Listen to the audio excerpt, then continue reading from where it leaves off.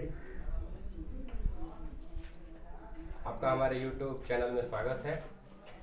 आज हम लॉग के विषय में पढ़ने वाले हैं। ठीक है, लॉग का जो शॉर्ट फॉर्म होता है हम उसे LOG के रूप में लिखते हैं। लॉग का उपयोग जब भी हम बड़ी गणनाओं को करते हैं और उन्हें सरल रूप में करना चाहते हैं तो प्रिय विद्यार्थियों, लॉग का उपयोग बहुत ही जरूरी होता है। यानी यदि आप लंबी गणनाओं को छोटा करना चाहते हैं तो लॉग का उपयोग बहुत ही उपयोगी होता है। ठीक है, आज समझते हैं लॉग क्या होता है। देखिए, पहले लॉग का उपयोग समझने से पहले हमें उसके बेसिक टर्म को समझना होगा। देखिए, यदि आप घातांक रूप में लिखते हैं कोई भी टर्म, ठीक है, सपोज दैट आप पिछली कक्षाओं में पढ़ चुके हैं, सपोज दैट 2 का पावर 2 इक्वल वैल्यू कितनी होती है 4। ठीक है, तो यहाँ पे यदि आप इस टर्म को a कंसीडर कर लीजिए, ओके, और इस टर्म को m कंसीडर कर लीजिए और इस टर्म को x कंसीडर कर लीजिए। ठीक है, तो इस कंडीशन में हमें जानना होगा कि x की वैल्यू हमेशा ग्रेटर देन होनी चाहिए 0। ओके, दूसरा टर्म हमारा जो a है उसकी वैल्यू ग्रेटर होनी चाहिए किससे? 0 से। और सबसे इंपॉर्टेंट थिंग, a की वैल्यू 1 के इक्वल नहीं होनी चाहिए। ठीक है, तो हम a के पावर m इक्वल x, यह जो रूप है इसको हम बोलते हैं घात रूप। इसको बोलते हैं घात रूप। यदि आप घात रूप को लॉग में चेंज करना चाहते हैं तो लॉग की डेफिनेशन यहीं से शुरू होती है कि घात रूप को कन्वर्ट किया जाए, और उस समय घात रूप बदल के जब हम लघुगणक के रूप में लिखते हैं यानी लॉग फॉर्म में, तो लिखा जाएगा सिंपली लॉग। ओके, अब हम यहाँ पे इस टर्म को कंसीडर करेंगे a(m)x। तो यहाँ पे जो a है वो 2 प्लेस, एक यहाँ पे हो जाएगा और एक सीधा, ठीक है, और एक इक्वल और एक यहाँ पे। देखते हैं ये चीज है क्या। जो a है वो प्लेस हो जाता है इस स्थान पे जिसे आधार बोलते हैं। ठीक है, और यह जो x की वैल्यू है एकदम सीधे लिखते हैं, इसको पूर्णांक कंसीडर करते हैं हम। ठीक है, और यह जो पावर है वो इक्वल के बराबर हो जाता है। ठीक है, यानी यदि आप घातांक को लॉग के रूप में बदलना चाहते हैं तो जो a होता है वह वैल्यू हो जाती है यहाँ पे क्या? बेस। ओके, ठीक है, और जो इक्वल के बराबर होता है वो यहाँ पे आ जाता है पूर्णांक में, और जो पावर होता है वह आ जाता है m पे। ठीक है, इसको समझने के लिए कुछ सवाल, जैसे यदि आपसे कहा जाए इसी को कि 10⁻³ वैल्यू कितनी होती है? 1000। ठीक है, यह अभी किस फॉर्म में है? यह अभी घात फॉर्म में है। ठीक है, अगर इसको आप लॉग फॉर्म में बदलना चाहते हैं तो इसको कंसीडर कीजिए इस टर्म से। ये अभी है a(m) इक्वल x। ओके, हमको लॉग फॉर्म में बदलना है तो लॉग फॉर्म होता क्या है? log ax equal m। ठीक है, तो आप बस वैल्यू पुट अप कर दीजिए, जो जैसे सेटअप है उसके जगह पे रख दीजिए। तो यहाँ पे हो जाएगा आपका log, और a की वैल्यू हमारी कितनी हो जाएगी?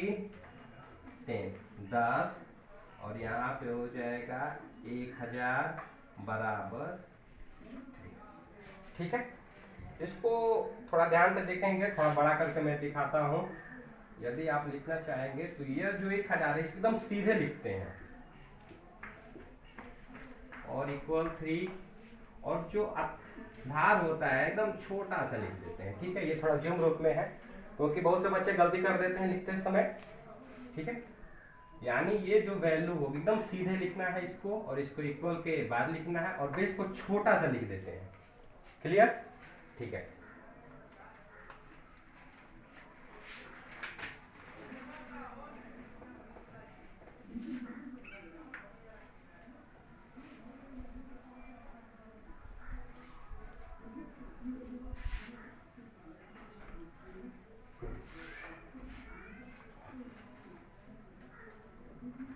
चलिए, कुछ आवश्यक हमारे कंडीशन है लॉग के लिए।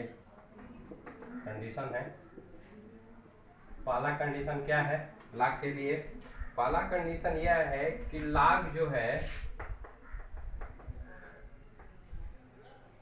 हमेशा केवल धनात्मक संख्याओं के लिए ही लागू होता है। ठीक है, यह हमेशा वैलिड है, इसलिए ओनली पॉजिटिव इंटीजर।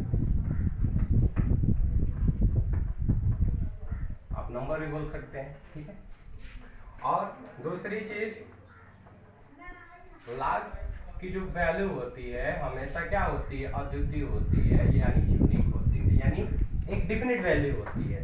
ठीक है, लॉग हमेशा धनात्मक संख्याओं के लिए ही लागू होगा। क्लियर? दूसरी बात, लॉग की वैल्यू हमेशा निश्चित होगी, यानी 1 लाख के कई मान नहीं आएंगे, एक ही मान आएंगे। ठीक है, और सबसे इंपॉर्टेंट चीज, लॉग निगेटिव नंबर के लिए परिभाषित नहीं है, इसके लिए डिफाइंड नहीं है। यानी लॉग की वैल्यू जब भी हम निकालेंगे only consider for positive integer, negative के लिए इसका कोई भी मान नहीं होता है। ओके, ठीक है, चलते हैं हम कुछ रूल्स पे। और ये जो रूल्स हैं बेसिक डिफरेंशियल करते समय अवकलन समाकलन बहुत ही ज़्यादा जरूरी होंगे, क्योंकि इसके बिना परेशानी होगी। चलते हैं रूल्स।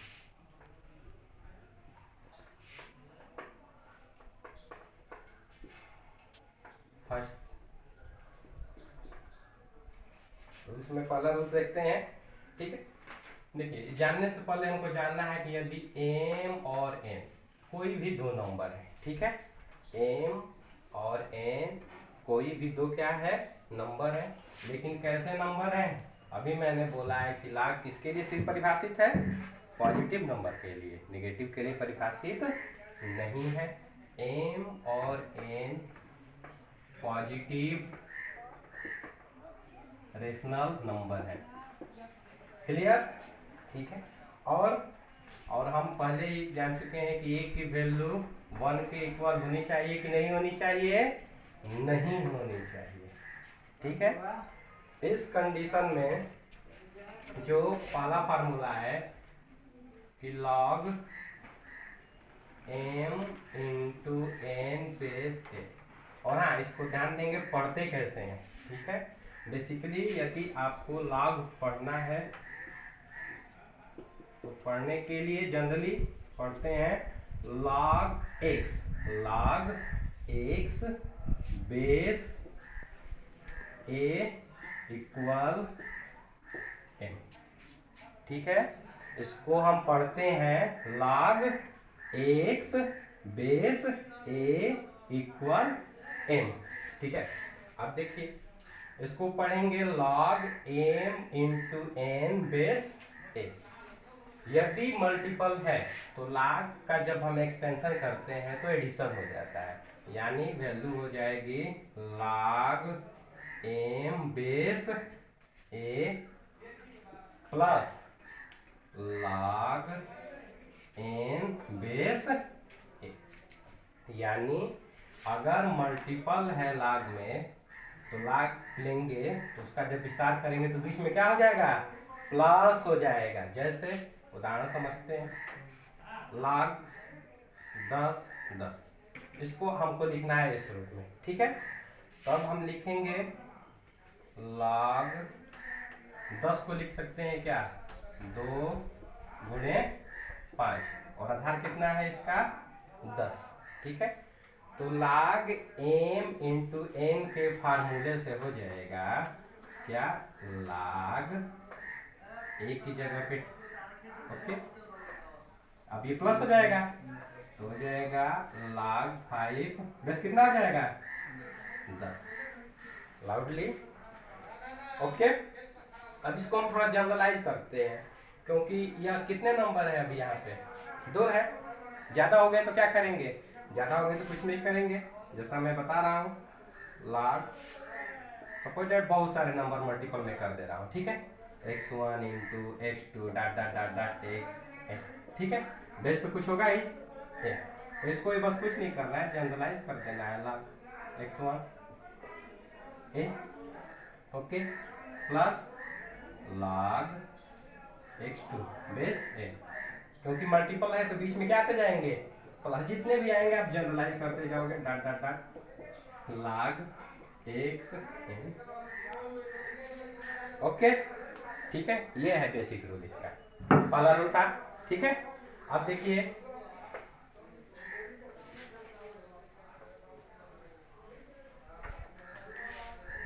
अब दूसरा रूल,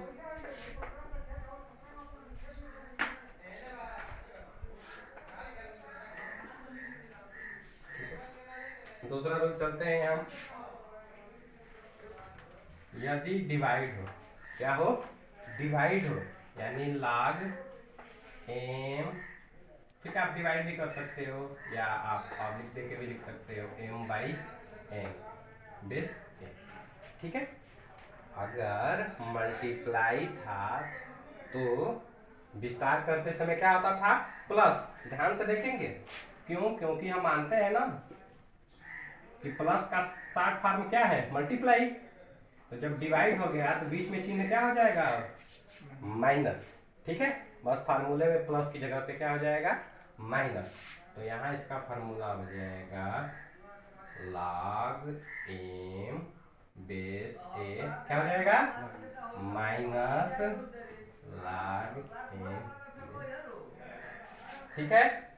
अब सिंपली अगर एग्जाम्पल लेना चाहते हैं, जैसे मैं अगर एग्जाम्पल दे देता हूँ log 10/3 बेस है 10, इसको कैसे लिखेंगे log 10 आधार 10, ठीक है। अब बीच में क्या होगा माइनस log 3 बेस, इसको भी जनरलाइज कर देंगे, ठीक है। नेक्स्ट चलते हैं,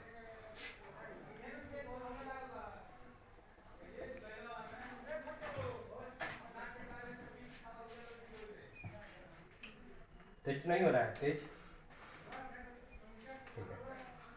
अब देखेंगे हाँ तीसरा, और ये है very very very most important, ठीक है।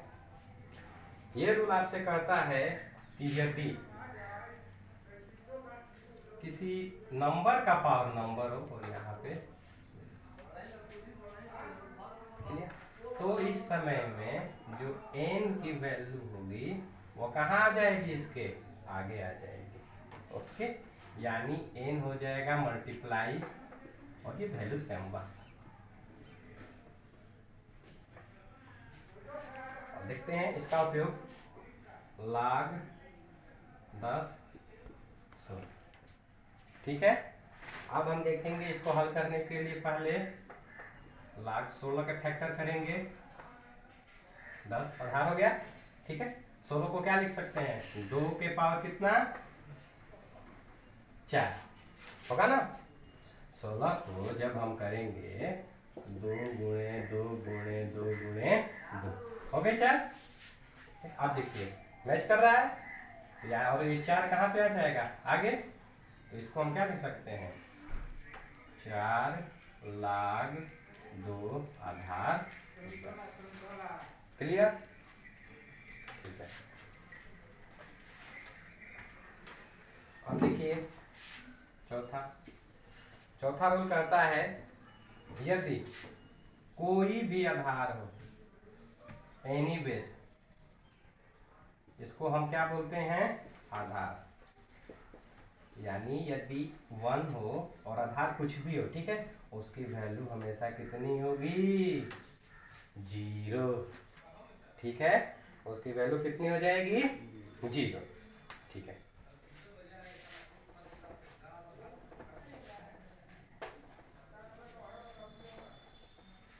और अब चल रहे हैं जिसका उपयोग बहुत अधिक हमारे कैलकुलस में होने वाला है। नेक्स्ट है 5 नंबर। ठीक है, ये कंडीशन हमेशा लागू होगी, चाहे सपोज दैट कोई भी आधार हो, यदि आधार का मान क्या नहीं होना चाहिए, 1। ठीक है, अब देखिए यहाँ पे log a बेस a, ठीक है, इसका मान क्या होगा। ठीक है, ये ध्यान देना योग्य है और ये बहुत ही अधिक इंपॉर्टेंट है कि यदि हमारा जो ये पूर्णांक है और ये आधार है, दोनों क्या है, बराबर है ना, दोनों क्या है, बराबर है, तो जब भी बराबर होगा उसकी वैल्यू हमेशा क्या होगी, 1 होगी। ठीक है, जब भी पूर्णांक और आधार बराबर होंगे तो उसका मान क्या होगा, 1 होगा। और इसका उपयोग हम कैलकुलस में बार बार करेंगे log के रूप में। ठीक है, तो इसका मान क्या होगा, 1 होगा। क्यों, क्योंकि ये भी जितना है ये भी क्या है, सेम है। ठीक है, अगर मैं आपसे पूछूं कि log b/b, इसका मान क्या होगा, 1 होगा। क्लियर, जनरल कंडीशन है। ठीक है,